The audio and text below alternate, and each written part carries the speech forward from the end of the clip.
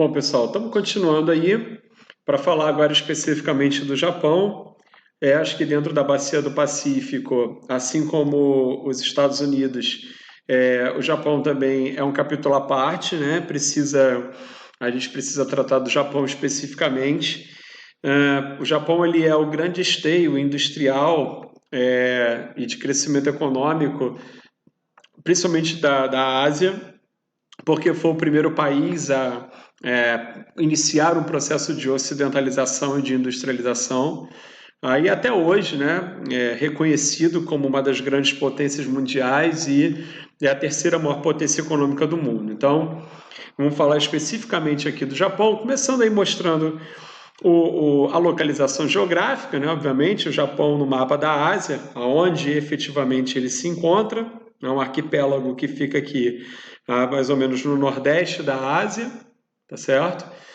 Vizinho aí da Península das Coreias e do finalzinho aqui da Rússia, né, da Sibéria, beleza? Aqui a gente mostra essa característica geológica muito importante do Japão, né? Ele fica no chamado anel ou Círculo de Fogo do Pacífico, sem dúvida vocês já viram isso lá atrás com o Paladino, e isso faz com que o Japão seja a ilha vulcânica, o arquipélago vulcânico, na verdade, né? Que, entre outras coisas, vai precisar conviver com eventos geológicos que acontecem de maneira recorrente, né? Mas especificamente terremotos e tsunamis, que se impõem aí como mais um desafio econômico para o Japão. Isso não impediu que o Japão se transformasse na terceira maior potência econômica do mundo, já foi inclusive a segunda, mas é claro que é um fator aí que contribui para que eles tenham, né, precisem ter um pouco mais de cuidado, precisem ter um pouco mais de cautela e, obviamente, investimentos para que isso não venha a prejudicar mais a sua economia, né? É um país que sempre, principalmente a partir do final do século XIX, né, sempre teve esse conflito, né, esse confronto entre o moderno e o tradicional, tá certo? Hoje, né, pegando aí os principais números do arquipélago japonês, eles têm um PIB de 5 trilhões de dólares, né, que é aí aproximadamente 4 vezes menos do PIB estadunidense, né? Uma população de 127 milhões de pessoas, que é 3 vezes menor do que a população dos Estados Unidos, mais ou menos. Uma área de 372.819 km², o que é muito pequeno, um território muito pequeno, se a gente for comparar com, né, os grandes territórios do mundo. Para ter ideia, só o Brasil tem 8 milhões e meio de quilômetros quadrados.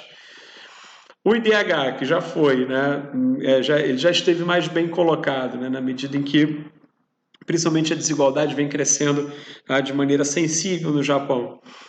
Mas ainda assim o IDH muito alto, né, acima de 0,9, fechou ano passado na posição de número 19 no mundo. E o maior parceiro comercial, né, na Ásia é a China, tá certo? São os dois maiores parceiros comerciais da Ásia, né? Apesar de todas as rivalidades que sempre houve entre Japão e China, né, historicamente. Bom, vamos entender como é que começa esse processo de ocidentalização do Japão. Esse processo ele vai começar a partir de um período chamado Era Meiji, entre 1867 e 1912. Não é só um processo de industrialização, é um processo de ocidentalização. Vai ser o primeiro país asiático a fazer parte da expansão do espaço capitalista industrial, né, efetivamente, e transforma-se em uma referência, tanto uma referência regional, né, e uma potência militar, tanto que participa de maneira efetiva da Segunda Guerra Mundial, né, como aparece aí no último item, no último tópico, assumindo inclusive um papel de protagonista. Então vai ser a partir do final do século XIX, na Era Meiji, que o Japão começa esse processo de ocidentalização e esse processo de crescimento industrial, né? No pós-Segunda Guerra Mundial vai acontecer o que vai ficar conhecido como o milagre japonês, tá? Que vai ocorrer graças a um alto comprometimento da população no projeto de recuperação nacional. É uma questão cultural dos japoneses que vai contribuir de maneira decisiva né, para que aconteça a recuperação econômica do Japão, que vai ser muito impressionante, mas não vai ser surpreendente, porque já se tratava de uma potência econômica antes. A indústria, ela até hoje, baseia-se no aperfeiçoamento de tecnologias que já existem, né? Eles não ficam muito fissurados em produzir coisas totalmente novas, e sim aperfeiçoar aquilo que já está disponível, principalmente através da miniaturização. E uma outra estratégia que eles usaram, muito interessante, foi a desvalorização da moeda local, né? O ien, que acabou tornando os preços dos produtos japoneses muito competitivos no mercado internacional. Uma estratégia extremamente arriscada do ponto de vista econômico, mas que no caso do Japão funcionou. Então, isso significa que os produtos japoneses, num primeiro momento, como eles não eram conhecidos, eles acabaram se tornando competitivos em função do preço, né? Em função do valor de compra, né?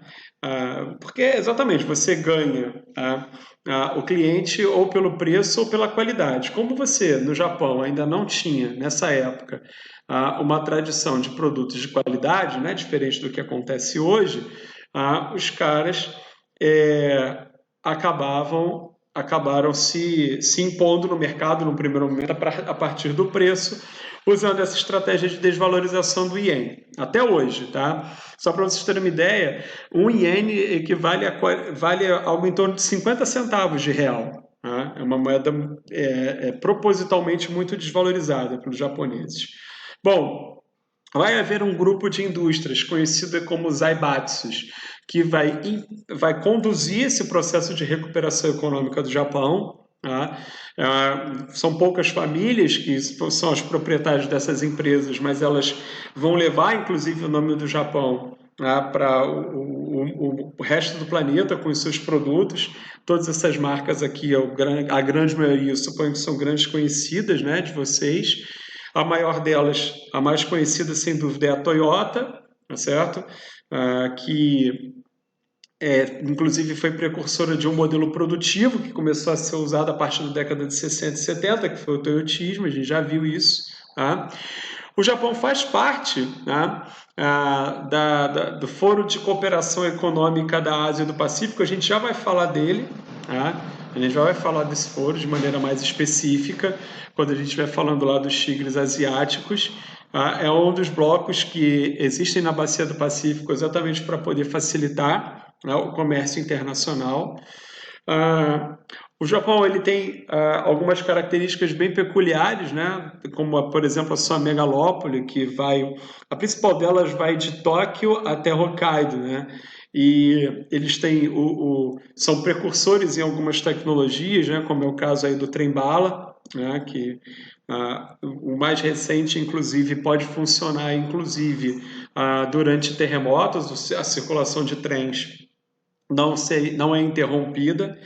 Aqui algumas imagens, né, da usina nuclear de Fukushima, que foi atingida exatamente por um terremoto seguido por uma tsunami, mas ainda assim os japoneses conseguiram evitar o pior, né, que seria a explosão do reator, mostrando aí o quanto essa questão geológica interfere na economia, no dia a dia mesmo dos japoneses. Tá? Deixa eu voltar aqui, passei muito rápido o slide, exatamente para mostrar a localização da usina de Fukushima, né, o epicentro do terremoto. Essa foi uma foto divulgada no jornal O Globo, mostrando exatamente o momento em que a tsunami atingia a usina. Tá? Então, mostrando aí como o país ele fica exposto realmente os terremotos e as tsunamis. Certo? Uma característica geológica que não tem como que eles não têm como mudar. O que eles podem fazer é se cuidar. Bom, investir em engenharia, tecnologia para tentar, e eles fazem isso muito bem. Bom, o Japão ele tem uma questão populacional que se impõe como um grande desafio do século XXI, porque é uma das populações que mais tendem a diminuir, certo? Essa pirâmide etária, ela mostra, essas três pirâmides etárias, elas mostram muito bem isso, tá? A população do Japão está envelhecendo muito rápido porque a taxa de fecundidade é muito baixa, os japoneses têm muito poucos filhos, e a projeção para 2100, por exemplo, é que a população japonesa diminua pela metade, tá? Caso nada seja feito, evidentemente, o que óbvio é um grande problema, certo? E o Japão tenta estimular, né, da melhor forma possível, de todas as formas, a, a natalidade, né? E fazer com que as pessoas tenham mais filhos, justamente para tentar sanar esse problema.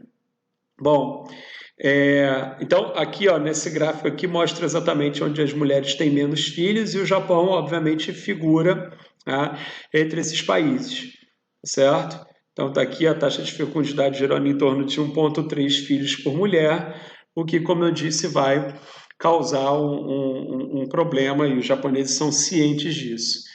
É um lugar também onde acontece um grande número de suicídios, certo?